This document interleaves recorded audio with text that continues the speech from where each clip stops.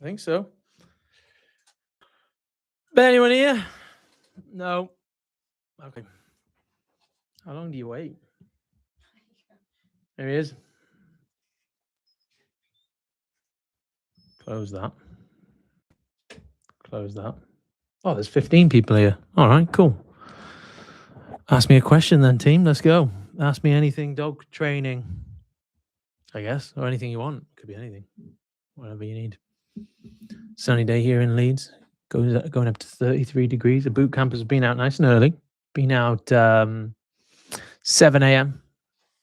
Getting their steps in. God, I haven't done one of these in a while. Why tiramisu all the time? Because it's a dessert of the gods. It's a perfect combination of cream and coffee, a light dusting of chocolate. I've actually overdone it now on the tiramisu. I've not eaten it in a little while. So I'm probably going to have a little bit of a break. It's like when you get caught smoking as a kid, your dad makes you do a pack of 40 or 20, and you never want to smoke again. 7 years old. I don't know. Maybe. Got a crisp and fresh new tonic. It's not fresh. Well, it's fresh. It's not cold. It's left out in the sun, unfortunately. 22 people. Talk to me. Let's go. Question about separation anxiety. Oh, by the way, if you've ever been on one of my lives before, I don't hold back. I'm not going to give you what you want to hear. I'm going to tell you what you need to hear. Question on separation anxiety. You want to get a dog or prevent it from developing, but we both work from home 90% of the time and still want to be able to go out on dates, etc. You just force yourself out. Just go for a walk. Tire the dog out, put the dog in a crate, you just go for a walk. Simple as that. If you had to teach a reactive dog 2 things, what would it be and why? I'd teach them a recall so I could let them off lead so they could pick up healthy hobbies. I'd teach them a punishment marker, a don't fucking do that marker. And between those 2 things, realistically, that's going to carry you like 90% of the way there. I think dog trainers just love overcomplicating things. Adding in a lot of I think I'm having a stroke. Unnecessities? Unnecessarities? Unnecessarities? I don't know. Just to make themselves sound cleverer. All right, my dog is 8 years old and goes absolutely ballistic at other dogs. Tried with other trainers and they said it's not fixable. That's just how he is now. Anything I can do from your experience? Ellie, you want to tell me what you've tried? Thing is with people, the thing is with people, they think all dog trainers are like made equal. They most certainly are not. Anyone can call themselves a dog trainer and just go out there and, have a half-assed effort that doesn't come from a place of substance or any experience whatsoever. And they're going to say something along the lines of, this is too far gone. This behavior is too deep, too ingrained. Maybe you got some breed limitations, etc., etc. I need to know what you've tried previous to now.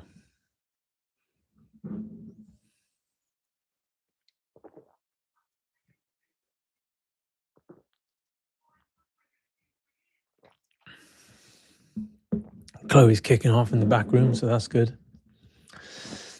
Back to Adam's question anyway. Yeah, I teach a recall. So I get my dog off leash. I do that via the e-collar, of course, to give me that maximum level of insurance.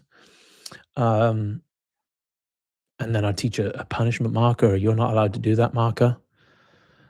Yeah, we could look at play. Yeah, we could look at redirects. Yeah, we could look at reinforcing behaviors we do want. But ultimately, when we grant a dog freedom and liberty, they're going to then have the opportunity to choose the most reinforcing thing to them. And therefore, we're always going to be as efficient as possible with our reinforcement when we have a dog that has agency and has been granted liberty, So again, that's why we're going to kind of choose to those 2 things. There are other things that would come in, and the next one would probably be like a play or trying to cultivate play, desire, and drive. But yeah.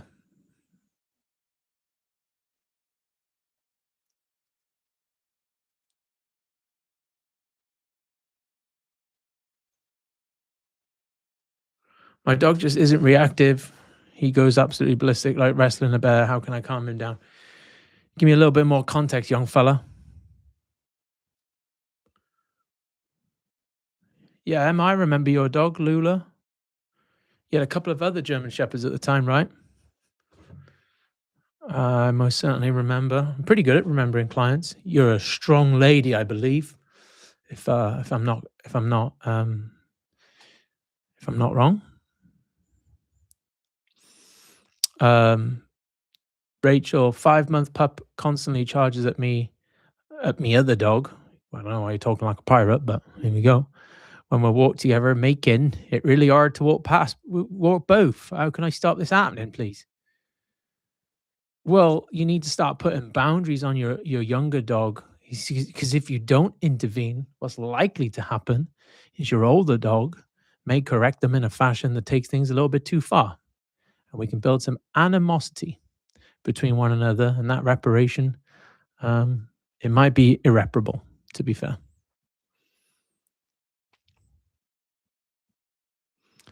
Um, Try to board and train with a force-free trainer. I can imagine that went well. Distract him with food from other dogs. That worked in the beginning, but now he won't take food anymore. Not even cut up steak. Ellie, I'm not trying to sound like a fucking dickhead here. I'm not trying to sound like a dickhead. A force-free trainer is just going to get you nowhere. You need to spend just 2 minutes on the internet and just read some force-free trainer, dog training reviews, even when they're good. They just say this person was really nice and we're now better equipped to start tackling our dog's behavioral issues. But no way will it say, oh yeah, they fixed our severe dog reactivity problem. Sounds nice. Sounds nice. And by God, I wish I could, deliver the results we deliver just by distracting a dog with food. It's not logistic. It's just not logical. That makes no sense. How can you encourage a dog? You're simply trying to encourage a dog outside of severe, deeply ingrained behavioral issues, sometimes genetically fueled as well. You know? Emma, I'm sorry to hear about your other dog. I have a 5.5-month-old Labrador, and he wants to meet everyone. And because he's a bloody cutie, everyone wants to meet him now. How can I control that? Yeah, the worst thing we can possibly try and do is try and control other people's behavior because it's just going to become incredibly frustrating. So, a lot of the typical advice might be, trying to communicate with that person to not give your dog what they want. But the best thing is to take this into your own hands, be accountable for it, and put a better level of control on your dog. You can teach your dog a lot of impulse control through play when they're in the heightened state of arousal. That'll be beneficial.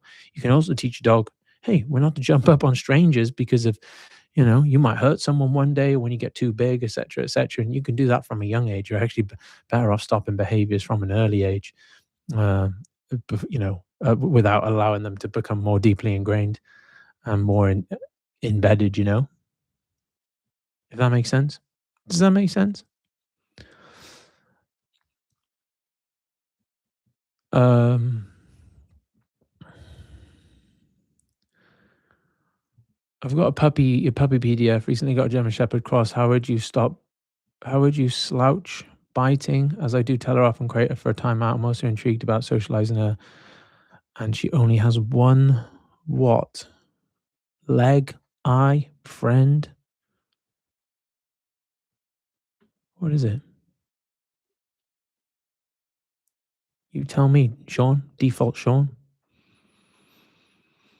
Um, Listen, the puppy biting question is a age old question, right? It's a question as old as time, and I would deal with it in this order. One, make sure the dog's sleeping well enough and is sleeping just at the right volume per day, e.g., 18, 20 hours, quite a lot. Second little box we want to tick is, are we fulfilling the dog via play? Are we showing our dog how to use their mouth? We don't want to completely stop them from using their mouth. If we've ticked that box, then we're going to move on. We exercising the dog enough generally. A lot of people really put a rod up their back by following the 5-minute rule. 5 minutes of exercise for every month your dog is alive. what's likely to happen there, even a 2-month-old dog, they can do a bit more than 10 minutes, you know what I mean? They've been running around with their litter mates for hours on end up until this point, and then they come into your house and you're suddenly curbing their exercise by a large margin. So of course they're gonna be a little bit pent up. Things we gotta be careful of in regards to exercising puppy is like impact on joints. We wanna limit jumping and so on and so forth. But on a grassy field, we can walk our puppy probably a lot further than we probably think, or contrary to the internet. Um, and then we might look to, yeah, you know, issue some sort of, well, quote unquote negative consequence. Here's the thing with punishing puppies: a lot of people never tell their puppy no. They allow their young dog to develop into a adult dog that, um, again, has deeper set kind of behavioral issues, and then it becomes an unpunishable dog because you basically said to your dog, "Hey, you've been allowed to do this all your life, and now suddenly I've changed my mind." Now, I'll substantiate this with a quick story. I've got a couple of dogs. I've got 3 dogs at the moment. Um, since Kobe now lives with Maggie, one of the bosses here, and obviously Lenny's gone to the schmuck nut. But anyway, I've got 3 dogs. I've got a big sport dog called Stark. He's a bull herder type breed. Very strong dog, very motivated dog, very strong-willed dog. And um, as a puppy, he's very challenging to the other dogs. In a way, he would push boundaries, right? I also have another dog called Darla, who's a Romanian street dog, who's pretty much the opposite type of dog to Stark. Not strong-willed, quite nervous, a little bit sketchy per se. So Stark as a puppy, again, pushing a lot of buttons to the older 2 dogs, right? And so one day, Darla's she's asleep there on the sofa. Stark jumps up on the sofa and just basically like 2 foots her in the chest. A bit like that scene off The Lion King when Simba's waking up Mufasa, right? Um. Anyway, Darla let Stark know via the means of punishment that behavior was not okay. And since that day, Stark has had a sense of respect of Darla that is still to be breached. And they have a great relationship for the record. They play with each other. Sometimes, I'll go into work and leave Darla at home, or and take Stark with me. And when they bump in, like when they see each other after not seeing each other all day, they're super excited to see each other. They'll sit and cuddle. They'll lick each other's ears. But Stark has a sense of respect over Darla, right? Now, here's what would have happened if Darla had not delivered that consequence to Stark in a young age. Stark would have developed as a dog physically, mentally, developed even more fortitude. And those buttons he pushed, if not corrected, now I trusted her to make the right level of correction, to be fair. Most of the time, if we're not sure it's going to, result in something fair for the puppy, we might intervene ourselves. I'm going to come back to my original point. And if Starla had not done that to Stark at a very young age, there's a very good chance Stark, as a developed 1, 2, 3-year-old dog, would be unpunishable by Darla. The level of punishment required to say to him, "Hey, you need to, have some sense of respect for me." Now, I use the word respect in a way that I mean, don't take the piss. I don't mean that he needs to bow down to her constantly, etc., etc. You know what I mean?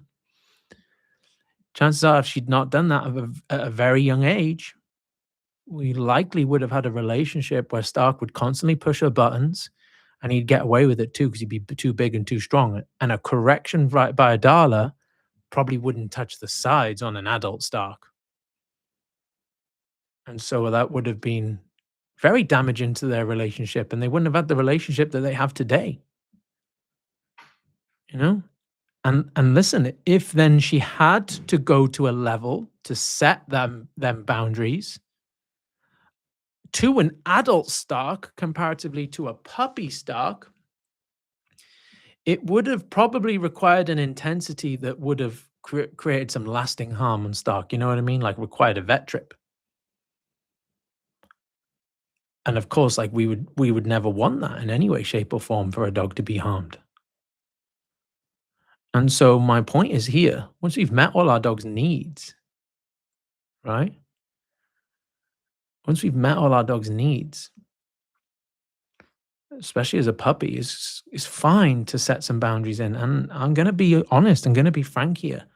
A lot of you that have issues with your adult dogs is because you never set boundaries. As a puppy, you never told the puppy, hey, it's not okay to bite me in the face because you're bored. Because look at it from this point of view. Your puppy gets to you and they're going to try and establish, are you mum or dad? Or are you a litter mate? Let's find out. And they'll use their mouth to establish that. And if you say litter mate, and then you raise a dog that is nervous, that is defensive, that is unsure about itself and what's going on around him,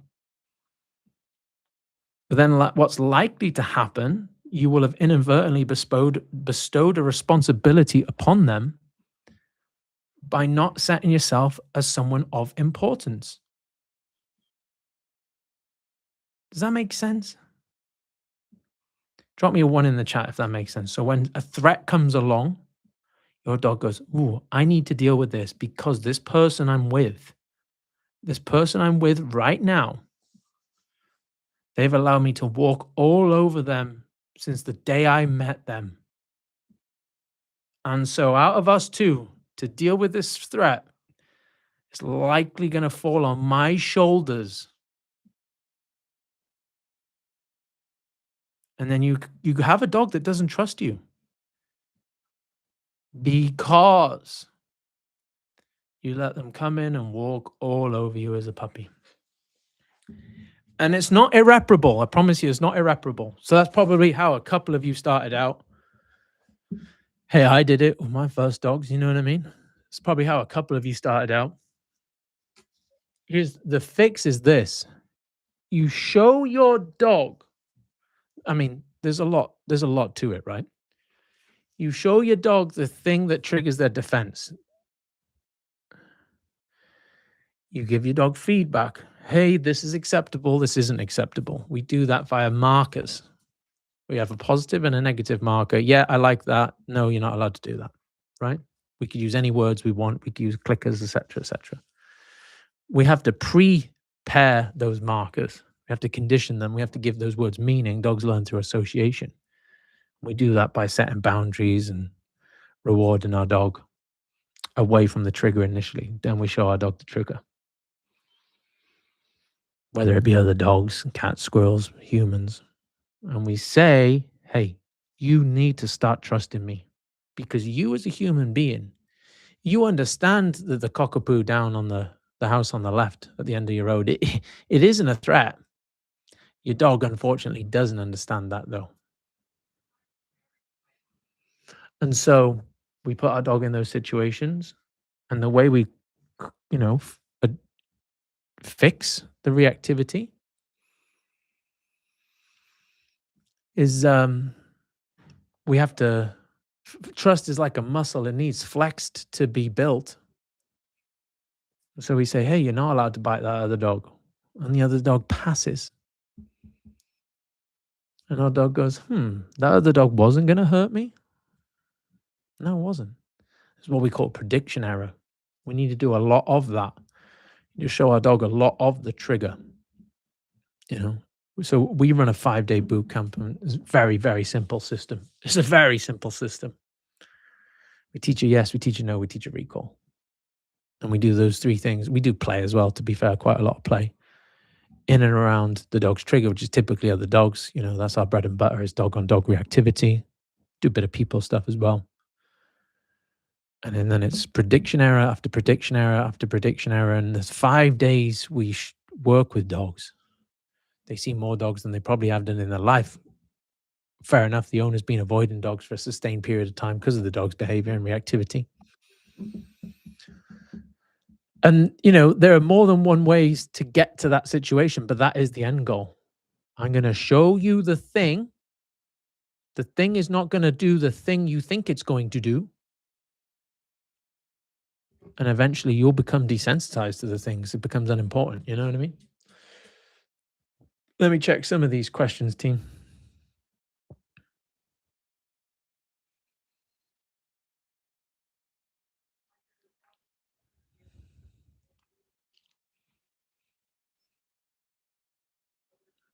A lot of people saying, yeah, that's what I did. I have a cockapoo 1 year old. In the last 3 or 4 months, his food drive has gone downhill. Yet his vet has cleared any medical issues. I've been using food deprivation. What else can I do? Guns blazing, tell me your feeding routine, please, and I'll help you out.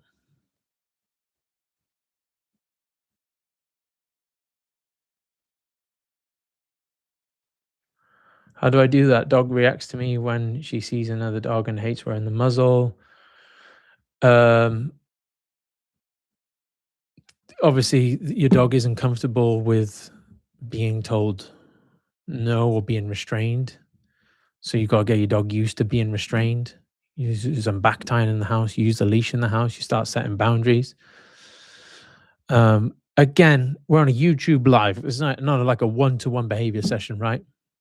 And so, end of this live, I'll drop a link in so you can book a chat with someone in our team, and anyone can take us up on it. Chances are we'll then talk about boot camp and see if the problem you have we can solve. But let me give you a couple of reasons why your dog's going to redirect on you. A dog redirects because they lack restraint in other aspects of their life. You then present them to something of very high value. The lead acts naturally as a form of restraint. They process their frustration by caused by your inconsistency, by going into aggression. So frustration and aggression are very closely tied on the wheel of emotion, and so our dog can go from one to the other like very easily. And so a part fix to this is to start issuing restraint, fabricating restraint in and around the home initially. We can do some work via play to restrain our dog. We can teach, a punishment marker around setup things, counter surfing, going into the bin and stuff like that. The muzzle is like another form of restraint. You're basically tying the dog's hands behind their back, right?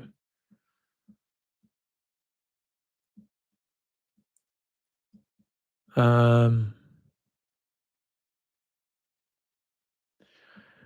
weeks post boot camp, just came back from holiday, off leash on the beach, walk shops, pubs, cafes. Boot camp work for a human and dog reactive border collie that the vet told me to put to sleep. There you go. Yeah, how doomed are we when vets are going around telling certain dogs, right?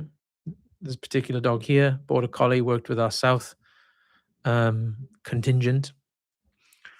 Vet said, you need to put this dog to sleep. You need to euthanize this dog. This dog worked with us for 5 days. Dog and owner, to be fair.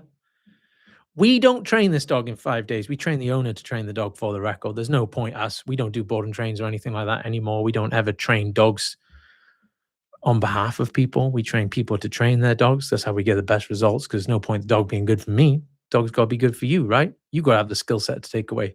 This particular dog and owner trained with us for 5 days after being told to euthanize this dog. And you can read it there with your eyes. Off leash on the beach, walked in shops, pubs, and cafes. Dog was reactive to dogs and humans, and a vet told that particular person to put that dog down. 5 days. Big problem. 5 days. Dog trainers need to stop overcomplicating this shit. Would you start conditioning an e-collar on a 5-month-old pup or wait till older black lab pup? 5 months maybe a little early, but who's to say it's too early, right? It's gonna be dependent how you e-collar training your dog.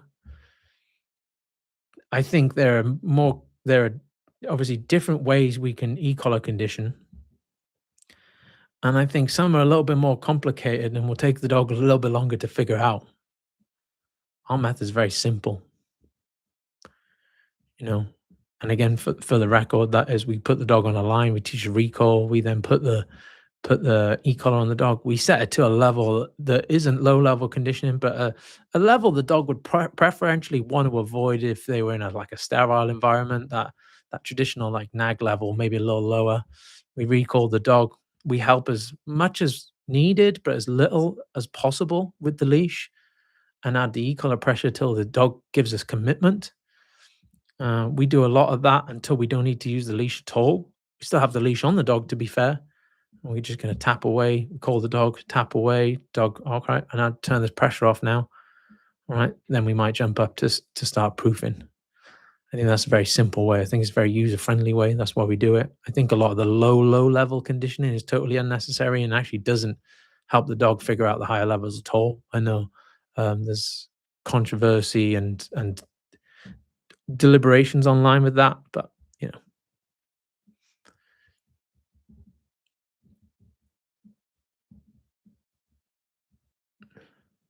I feed him 3 meals a day, gone through different types of food to see if he likes it, and realized very quickly that isn't the way to go. I currently feed him Wainwright adult. Change food to something little bit more high quality, like Millie's Wolf Heart's good food, not sponsored, by the way. And just switch to two a day. I presume he's eating nothing in between. I don't give him many treats. So it's not nothing. So it's not nothing. I don't give him any treats. I know this isn't ideal when his food drive has gone downhill. I used to use his food for training a lot more than I do putting the ball down. Yeah, just go switch to via hand if the vet's ruled out anything medical. How to help train sleep startle. I know how to manage it and it's gotten better very slowly, but I'm wondering if you have any experience with this at all. No, manage it. Your dog's not in a so your dog is not in like a cognitive place when they're asleep. So you can't train something that hasn't got the mindset to be trained, if that makes sense. So when your dog's asleep, there's no feedback or instruction you can give them. You know, we can't condition anything because of they're not conscious. So you manage it, put the dog in a crate, put music on, white noise on, whatever you need to do, unfortunately. Guns blazing, whatever method you're using to feed your dog, you need to stay consistent with that method and then advance it as you go.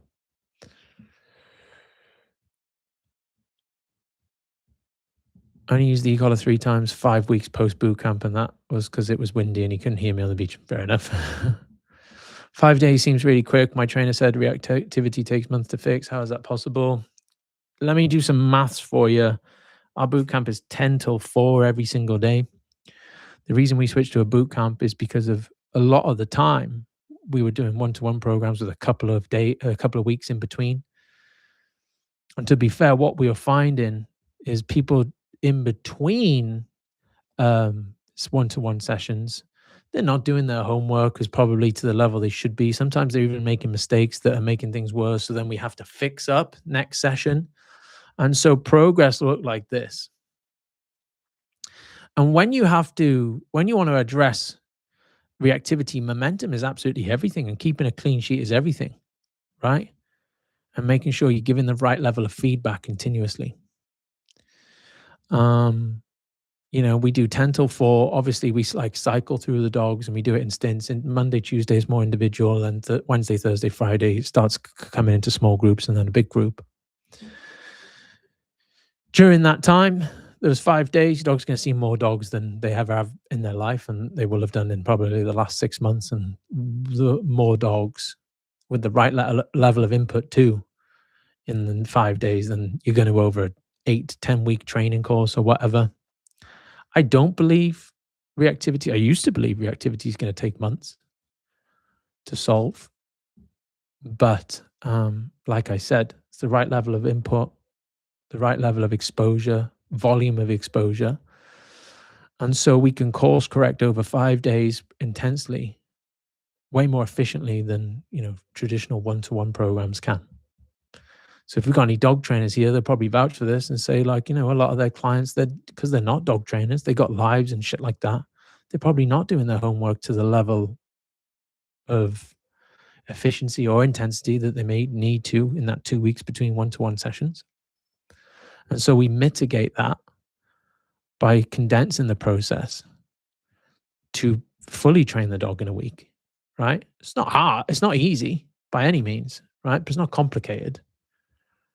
Um, And so then, by the time we've got to day 5, it's only really important the owner takes away what they need to remember from day 5, because the e-collar is conditioned, the markers are all conditioned in that process. Of course, like we give some pre-homework to be fair, and we have a go home support system after the fact. So it's not like everything happens in the 5 days, but I'd say 90% of it does. And again, and the dog trainers here can vouch for me. They've probably done boarding trains where they've seen significant improvement with a dog in 5 to 7 days. You know,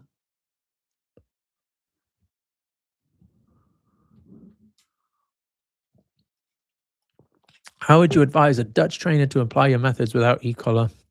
I would illegally use them on my own dog. Fair enough, not my business.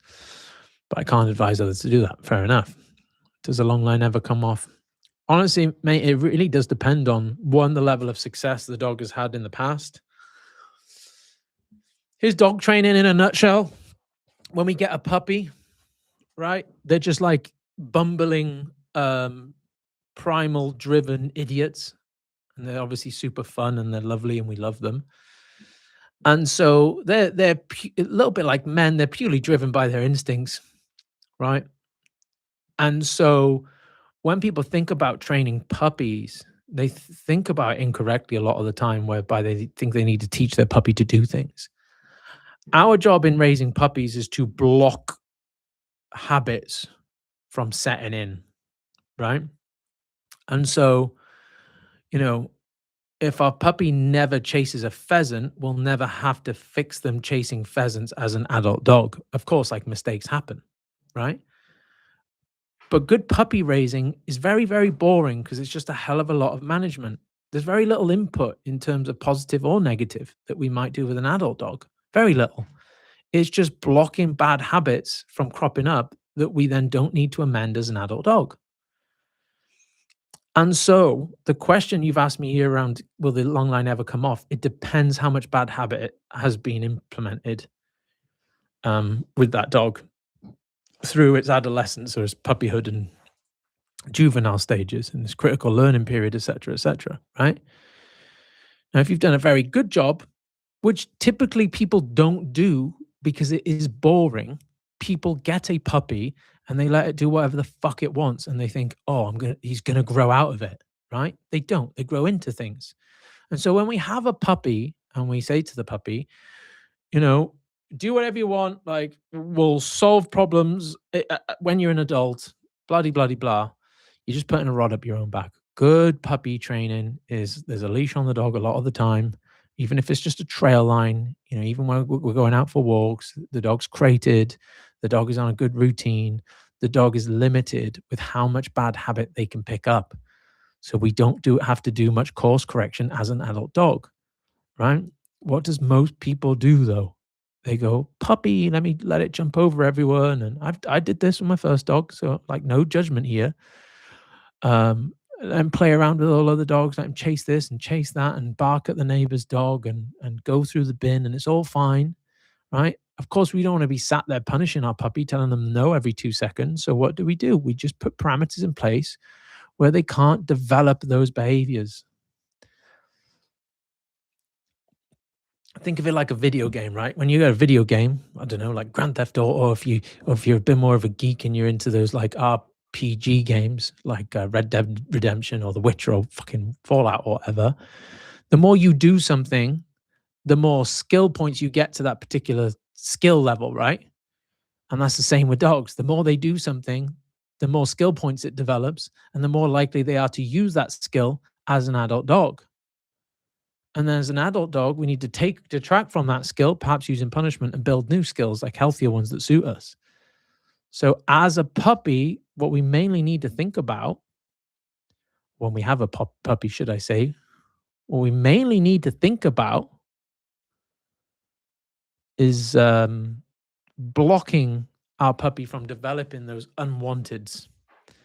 And then very little course correction. We just need to then start driving reinforcement into those new skills.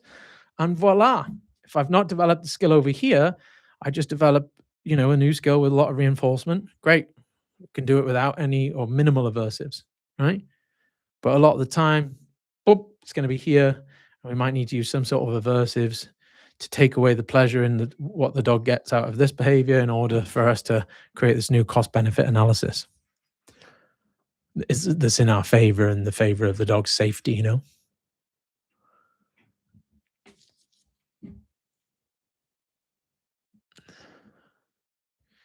worries, guns blazing.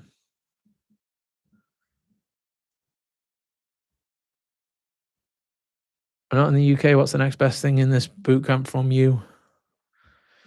I don't know. Where are you, Nano Fruit? I might have a mentee in your country, but to be fair, if you're in Europe, we've had plenty of people come and also, I've like considered a boot camp tour, to be fair. So if enough people reached out from a certain country, I'd just take my team to your country. We would do the boot camp and then, show you the support system and then leave. So what happens after the week is done? Are we just on our own? No, all of our graduates get access to weekly group calls. They get access to a trainer on WhatsApp. They get access to our full behind the scenes training material. We just developed a new go home guide, the 5 things you need to do to make sure the results stick. We do a quarterly graduate day as well. And then all of our, and that's all free as well. That's not upsold in any way, shape, or form. You just get access to that as a thanks for being one of our clients, So if anything does happen down the line, you move house, you get a second dog, your dog gets injured, God forbid, or anything arises that sees your dog's behavior regress in any way, shape, or form, we've got you.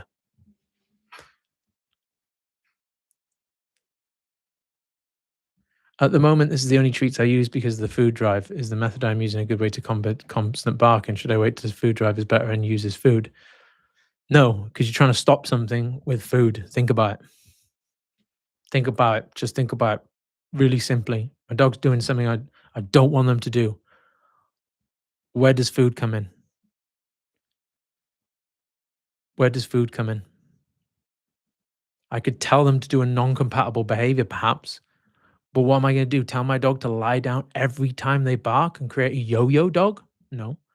What am I going to do? Reward him for not barking so he barks and then goes, great, when I shut up, I get food. That's going to make him bark more. That's just spoiled the force-free mantra in 2 fucking sentences.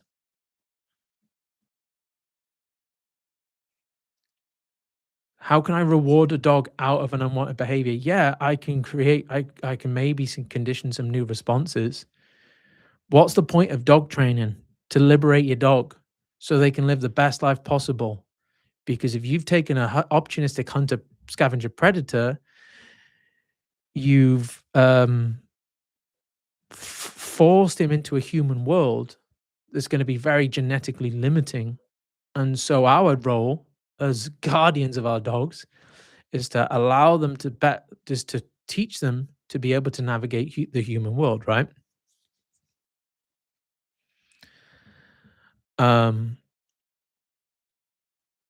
And so my motive to train a dog is to give them as much freedom as possible. When they're in the house, I want them just free reined. Now, we don't get there by giving freedom, for the record, but that's a different conversation. When I'm going out for a walk, I want to use a leash next to the road. I want to take the leash off and allow them free rein. I don't want to be constantly telling my dog what to do, what they can't do. I want them just to make good choices. That allows my dog to, one, be happy because he's living a life that's closer aligned to his genetic makeup, but also two, me be happy because the closer aligned he lives his life to his genetic makeup, the less problems I'm going to have and behavioral issues. He's going to bark less and so on and so forth. And so when we're trying to get rid of behaviors, right? I could use food, could use reward to create incompatible behaviors to the unwanted, right? You can't bark, lunge, and growl while you're sat, right? That means my dog's good behavior and combating the unwanted behavior is conditional to being told what to do, right? Meaning that if I don't tell my dog what to do, or my dog is not in my eyesight, or my dog gets away from me, or fuck knows, you know, he's going to revert back to doing what he wants because the instruction is absent. And so I don't believe the answer to fixing these big issues that you all have is by telling your dog what they should do instead, because they're going to be bound to obedience for a long, long time. And in the absence of that obedience, hey, let's see what the dog does when I don't tell him what to do. They're just going to do the thing, you know?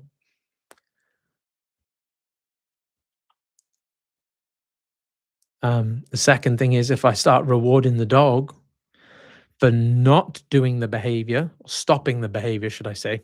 I won't say not doing. So stopping the behavior, I kick off, I stop, I reward. There's a very good chance my dog builds a behavior chain and just goes, all right, I need to do the unwanted thing to get the reward. So counter surfing, we try and combat that with food and we tell the dog to get off and they do get off and then we give a treat. Great. I get up on the counter to bring about an opportunity to get rewarded. We teach our dog to get off the sofa. And we say, get off, and then we reward them. Okay, I need to get on the sofa to bring about this rewardable opportunity. And we're inadvertently driving these unwanted behaviors.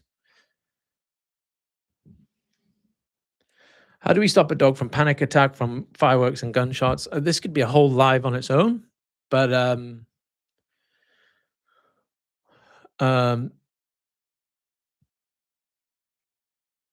we want to build general resilience in that dog. The only way to do that is by putting our dog in a situation they preferentially not want to be in and then holding them to that. Sounds really aggressive, but it's not. Just put them on a place bed and then we start, putting some fireworks on the radio or whatever, and they've got to stay there and tolerate that noise, realize they're not going to die, and then build up from there. Why a punishment marker and not just corrections? I would consider a correction to correct a dog into a wanted behavior. I would consider a punishment marker to mean, hey, don't do that, but you can pick anything else you want. Now, there's a time and a place for either or. When it comes to reactivity, though, we're going to opt more for a punishment marker because I want the dog to realize, hey, you can't do that, but there's plenty of other things you can do in life. A correction would be, hey, don't do that, you need to sit. And that's going to create the issue, what we just spoke about, whereby the sit is conditional to my dog not reacting, if that makes sense. Now, the concept of trying to fix things with instruction or rewarding a dog when they stop doing things, does that make sense to everyone listening right now? Drop me a 1 in the chat if that makes sense to you. Drop me a question mark if it doesn't quite make sense, and I'll further explain it. Because if you don't understand this concept, I don't think you're going to stop your dog's reactivity. So just give me a 1 or a question mark. And once I see 10 ones, I'll move on to the next questions. But otherwise,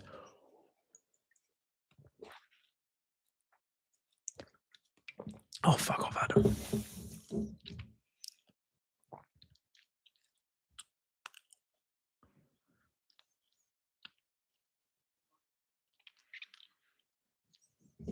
Couple more ones or a question mark.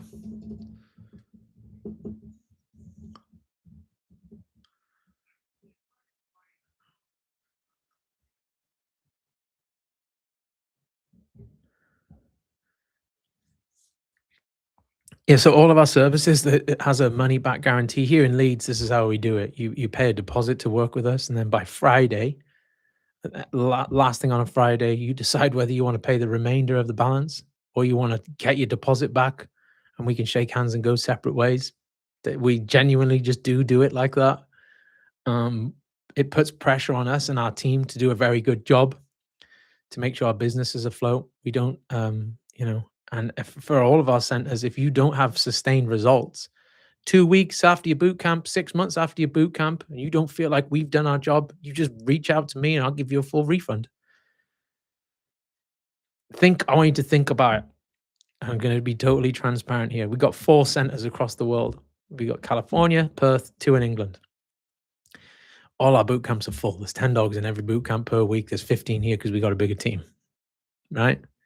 Let's say we had to refund one person across each one person at each center each week. Do you think it's going to come anywhere close in terms of putting us out of business? Nope. We can afford it, And so, granted, the numbers aren't anywhere near that. I promise you. Promise you. You do the homework. We'll come up with our side of the, bargain. We want the results just as much as you do. We're not that type that's gonna, we got a business we want to grow here. We got a business that wants to serve people.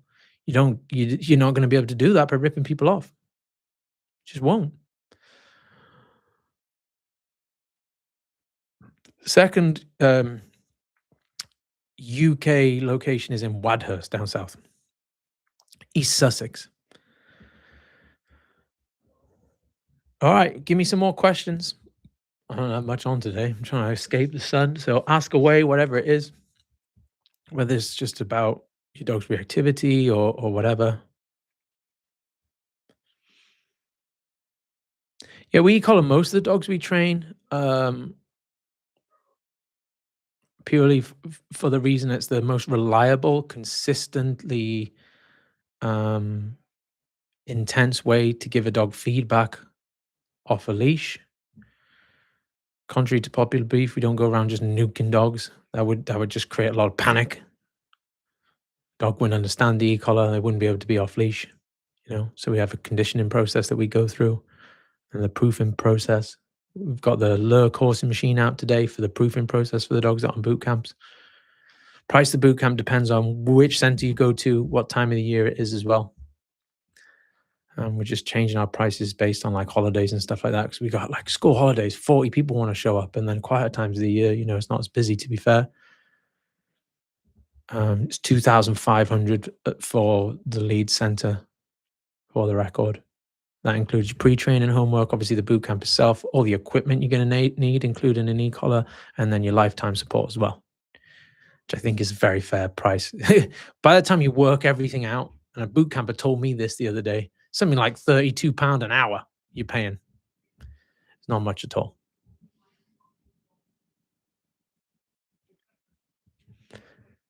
Myself and my wife are expecting a baby. How do we manage and prevent issues down the track? We've done the TWI course, Adam and Oz, and we're stoked with the result. Yeah, super simple. You start acting like you've got a baby in your house before the baby comes to the house. So there's loads of factors, there's loads of variables that are going to change when you do eventually have your baby, right? Including the place is going to smell different, it's going to sound different, it's going to have loads of different stuff. You might have baby gates up, you might have a cot in somewhere, you might have a baby changing section. I don't know, loads of different stuff, right? You might have more people coming to your house, to be fair. You don't want all those factors to change at one time. And so any factor you can implement sooner rather than later, so the baby is just one extra variable by the time it comes around, the better. So it doesn't change too much at once for the dog. Hopefully that makes sense. It's the best advice I can give.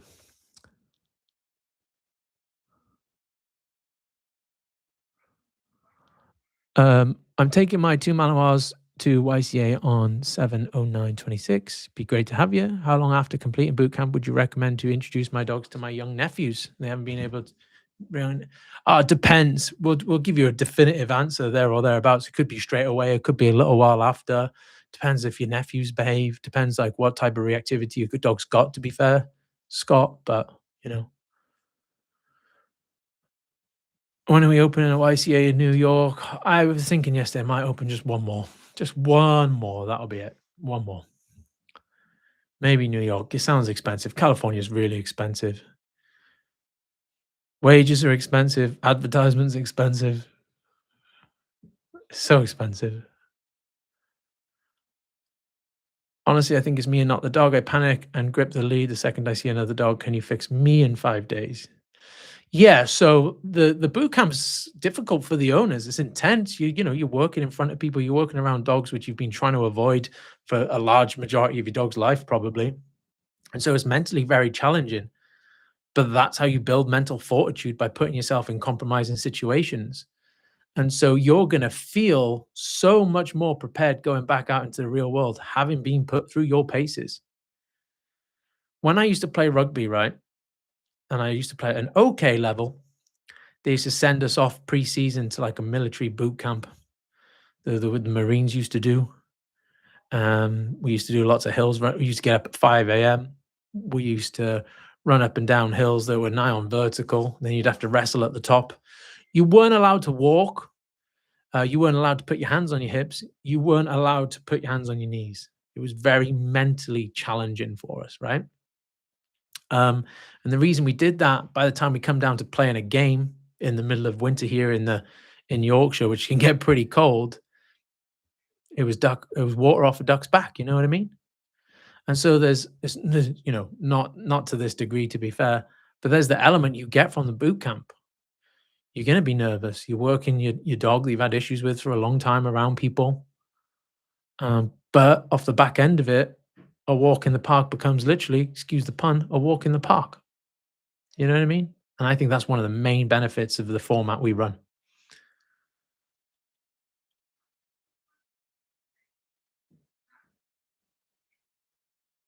Are your boot camps all year round? Yes, they are. Depends where you go, Shadow. Currently is 2,500 in Leeds. That's your full week, your pre-training homework, and then your lifetime support after, as well as all your equipment included. I'm going to be very frank here, and this isn't like a marketing gag or anything. The price is probably going to go up soon, just because the amount of people that are wanting to join the boot camps. We have to limit it.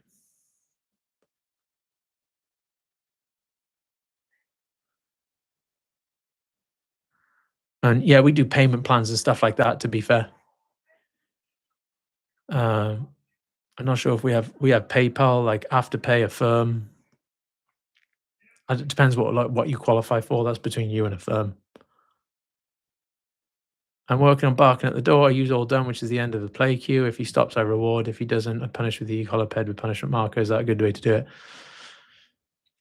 If you want the dog to just not do it in the first place, you would use punishment marker in the first instance. So if I want a behavior, so if I want a behavior to stop a behavior, let's say curb a behavior the dog is sometimes allowed to do, I'll give him a chance to stop doing it. Hey, that's enough, quiet. And then I'd punish not responding to that. If the behavior is something I never want them to do, so chase sheep, I'd just punish in the first instance. Another example would be I want my dogs, or I don't mind if my dogs sometimes chase squirrels. They enjoy it. They never actually caught a squirrel, to be fair. I can imagine it being extremely fulfilling for them. I enjoy watching them running around the trees, trying to climb trees, essentially, chasing the squirrels down at Golden Acre Park down here. That's sometimes something I want them to occasionally do. And so, very simply, if they go too far, they're out of my sight or whatever, I'm going to recall them instead. I'm going to say, hey, come back here. And this is going to strengthen my point I made earlier. And I recall them, they come back. Great. That means we're not chasing squirrels right now, but you can next time. Fine by me. Now, if I never wanted them to do it, I would, issue my punishment marker. Hey, we're never allowed to do that. And I'd use that at sheep, which I have had to recently. Hey, we are never allowed to chase sheep. And I come in with my punishment marker and the feedback that's required after. Because if, again, that's not a sometimes we're allowed to, that's a we're never allowed to. So it really does depend, right? We're never allowed to bark at other dogs and start fights with other dogs, right? But It's a negative reinforcement versus punishment thing, I guess.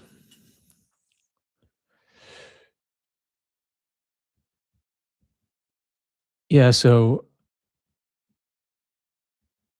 one of our boot campers here was crying Monday night as I felt like, yeah, Monday, Tuesday is tough.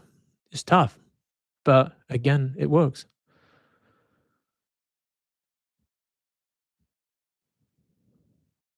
I've told by trainers that my Parsons Terrier will never be off lead because of his breed. Is that true? Does the e-collar work for all breeds? Yeah, another misconception is like Huskies can never be off lead, but we've trained just like countless amount of Huskies now to be off leash. And that's just one type of dog you would never want to keep on leash all their life. Same with terriers, to be fair. Because you think about terriers, they generally lack structure in the native role.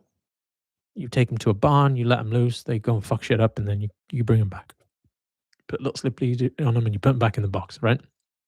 Very little structure and impulse control. And so confining one of them to a leash for their life, you're eventually going to get some sort of frustration-based issue.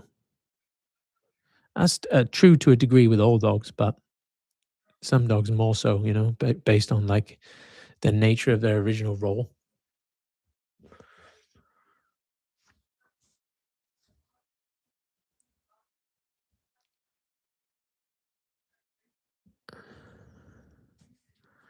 A few of my dogs are friend. A few dogs of my friends are scared of my GSD because of the reactivity. They will more than likely get along after boot camp.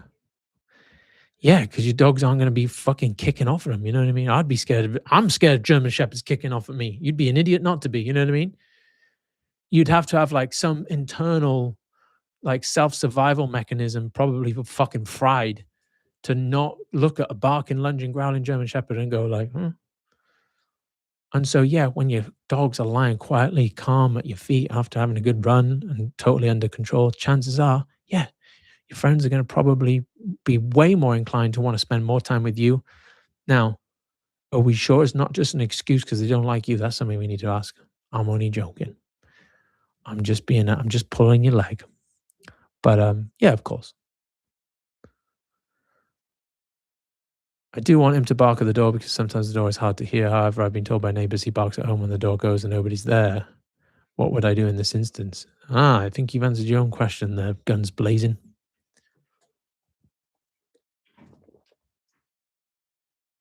I don't know whether I'd be opening a centre in Scotland anytime soon, mate.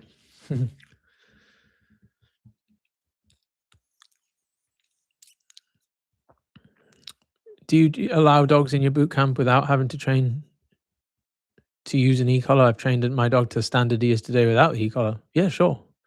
Does your did is that like a question for you? Like, does your dog have issues or no? And again, it's a little bit like my puppy point earlier. Really, just depend on so many variables. And a lot of those variables will never really like get to the bottom of. You know what I mean?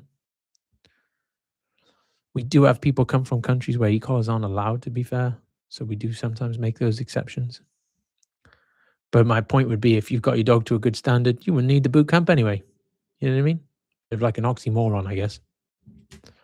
Unless your dog is reactive or whatever. And then any more for any more?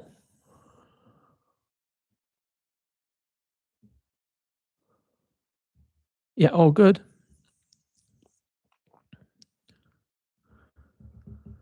Do a couple more questions if anyone got any.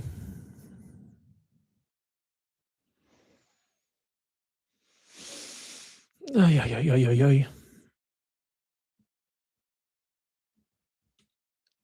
And what does how does that anxiety symptomatize? That's got to be made up. How does that anxiety look on the outside? What does he do because of the anxiety? I guess I'm asking. Oh, and like tries to run off, or like it freaks him out. Development program, is that something where a payment plan can be set up, or does that have to be paid in one go? No, that can be a payment plan can be set up, I believe. Hi, Anya. Is Nina with you now? He runs off. Okay. You might know what I'm thinking. You might know what I'm thinking. I'm gonna telepathically, you know. Any more? Should we just wrap it up on that hour mark? I think it's a good time to wrap it up on the hour mark. Thanks for joining me. Hope you enjoy the rest of your Thursday. I'm gonna put a link in the description for our bootcamp webpage where you can find out a little bit more. You could always just send us an email. Send info@yorkshirecanine.academy.co.uk. Or, oh, there you go. The team are on it.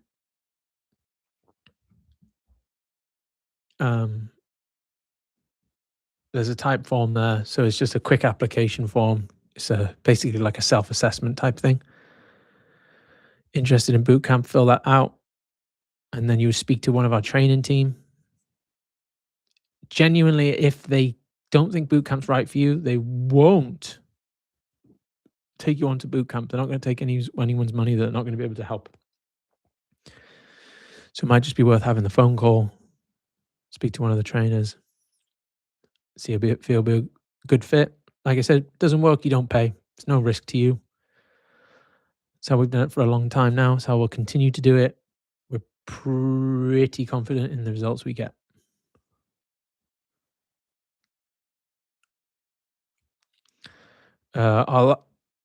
Faith by Christ. I found when I'm calm and confident and address the possible trigger the owner with the dog. My dogs are non-reactive. The chance of them being reactive together is higher. What's your thoughts?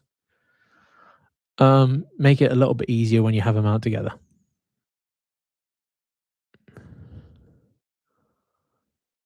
Dogs typically, when they're paired up with someone from their own social group, or God forbid I say pack, are more inclined to be in a higher aroused state, you know what I mean?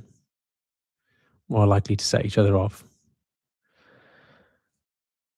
My dogs, when they're all three of them together, they can get pretty barky in the house. I don't particularly mind it because I'm basically living in the woods at the moment.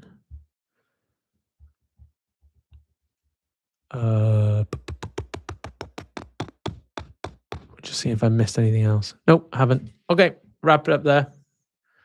Gonna end the stream. Thanks for having me. See you all in the next one.